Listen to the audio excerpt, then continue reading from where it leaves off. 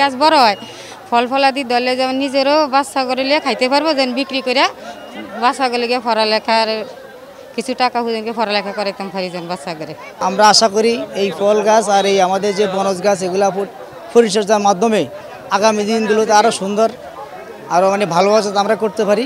আমরা অবশ্যই চেষ্টা করব। ফল আমরা নিজেরা খামু, বিক্রি করুম, ঝড় তুফান থেকে আমাদেরকে রক্ষা করব। তারপরে এই গাছ লাগাইলে আমরা গাছের ফল খাইব, ফল বিক্রি করব।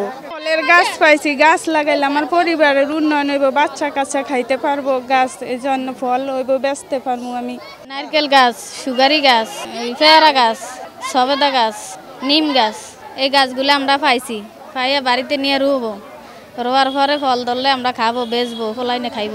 গ্রিন ক্লাইমেট চেঞ্জ ফান্ডের অর্থায়নে পরিবহন সংস্থা কর্তৃক আরএসএল প্রকল্প পরিবহন সংস্থাকে দেন। উক্ত প্রকল্পের অর্থায়নে জাহানপুর ইউনিয়নে পরিবহন সংস্থা ৩৭০টি পরিবারকে বিভিন্ন ঔষধি গাছ এবং নগদের সর্বোচ্চ বার ১৬৭ টাকা রিচার্জে পাবেন ১ লাখ টাকা পুরস্কার। আরও আছে প্রতি সপ্তাহে পুরস্কার ও ক্যাশব্যাক। ফলজ গাছ এবং সুপারি নারিকেল গাছ আজকে আমরা বিতরণ করেছি। এই প্রকল্পটি আসছে ক্লাইমেট চেঞ্জের রক্ষা করার জন্য। কারণ আমাদের অত্র এলাকা এটা হলো নদীমাতৃক দেশ এবং যদি কোনো দুর্যোগ আসে তাহলে প্রথমেই এই এলাকাটায় জাহানপুর এলাকা এবং চরহাসিনা এই এলাকায় এফেক্টেড হয়, যার জন্য এই বন্যা খরা এবং লবণাক্ত থেকে দূর করার জন্য এই গাছগুলি আমরা দেই এবং পর্যায়ক্রমে আমরা এই প্রকল্পের আওতায় আরও বিভিন্ন ধরনের কাজ করব। প্রত্যেকটি পরিবারকে 7 ধরনের গাছ সরবরাহ করা হলো। আমরা সবাই জানি যে গাছ হচ্ছে, অর্থাৎ এখানে ফলের গাছ রয়েছে এবং ঔষধি গাছ রয়েছে।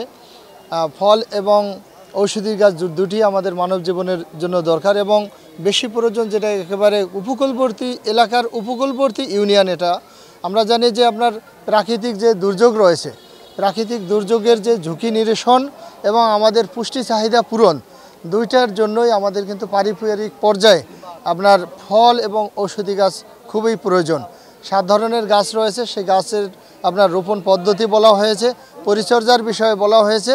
এই গাছগুলো একদিকে আমাদের প্রাকৃতিক দুর্যোগ যে বন্যা এবং খরা থেকে রক্ষা করবে, একই সাথে আমাদের পুষ্টির চাহিদা পূরণ করবে।